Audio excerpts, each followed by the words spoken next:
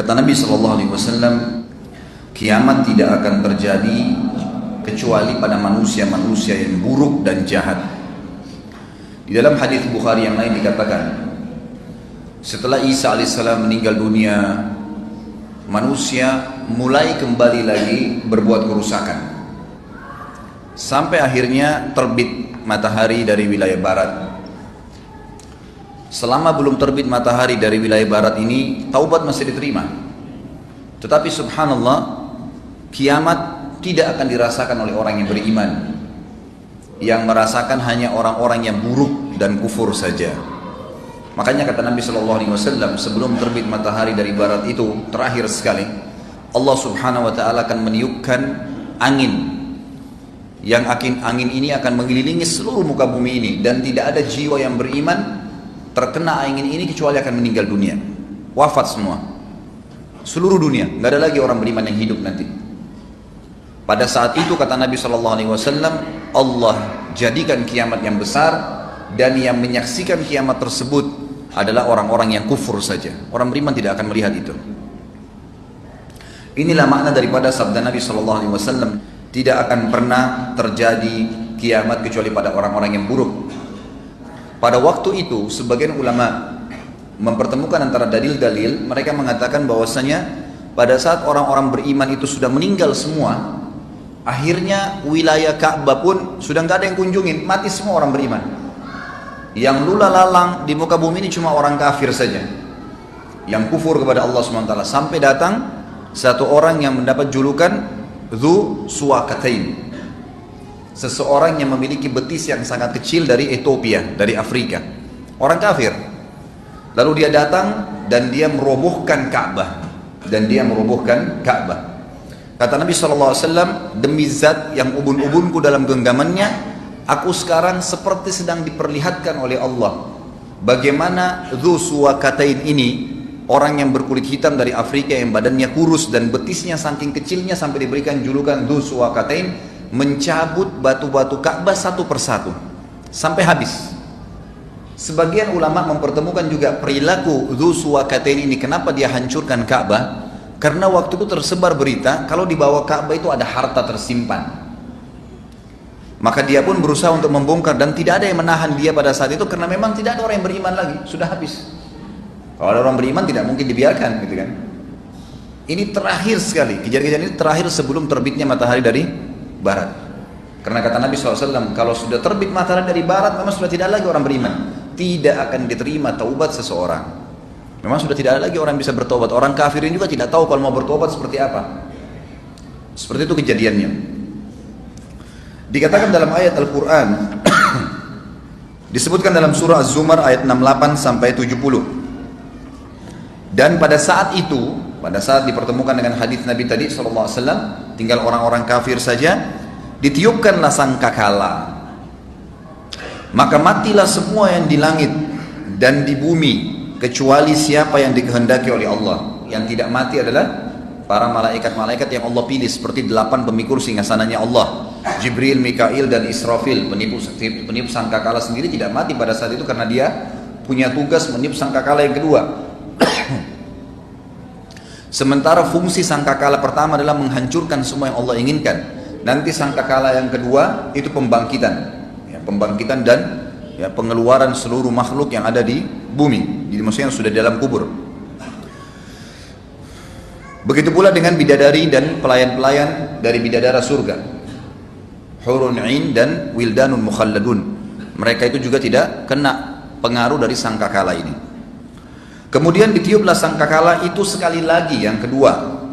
Maka tiba-tiba mereka berdiri menunggu putusan mereka masing-masing. Dan terang benderanglah bumi padang mahsyar dengan cahaya keadilan Rabb-Nya, dan diberikanlah buku perhitungan perbuatan amal masing-masing, dan didatangkanlah para nabi dan saksi-saksi, dan diberi keputusan di antara mereka dengan adil, sedang mereka tidak dirugikan, dan disempurnakanlah bagi tiap-tiap jiwa balasan apa yang telah dikerjakannya, dan Dia Allah lebih mengetahui apa yang mereka kerjakan. Ayat ini memberikan kepada kita beberapa poin pelajaran. Yang pertama adalah ada 2 tiupan sangkakala. Yang pertama, tiupannya berfungsi untuk menghancurkan semua yang Allah ingin hancurkan, dan semua jiwa yang Allah ingin matikan mati. Di sini ulama mengatakan semua manusia, semua jin, semua hewan, semua tumbuh-tumbuhan hancur. Di langit pun ada kalangan-kalangan malaikat yang kena. Memang Allah musnahkan, tidak ada lagi. Yang tertinggal hanya yang Allah inginkan. Kemudian pelajaran yang kedua, sangkakala yang kedua ada pembangkitan. Di dalam hadis Muslim ya, antara dua sangkakala ini waktunya adalah 40. Cuma seperti itu penjelasan. Ada ulama hadis yang mengatakan 40 hari, ada yang mengatakan 40 tahun. Allahu a'lam, ada yang mengatakan 40 bulan. Intinya dalam hadis ini dikatakan antara dua sangkakala ini, yang satu penghancuran, yang satu pembangkitan adalah 40. Kemudian Allah turunkan hujan yang lebat dari langit, yang kemudian menimpa semua yang ada di muka bumi ini, lalu keluarlah semua yang pernah dikubur di kuburan itu, tulang-tulang tumbuh seperti tumbuhnya bakal. Bakal ini sayuran. Dalam hadis lain dikatakan termasuk hewan-hewan, karena ada riwayat yang menjelaskan bahwasanya nanti hari kiamat Allah Azza wa Jalla akan menghakimi di mahsyar itu, termasuk dua domba. Kenapa mereka saling nanduk? Jadi semuanya dibangkitkan, semua dibangkitkan. Allah turunkan hujan dari langit yang membangkitkan semua makhluk yang sudah wafat.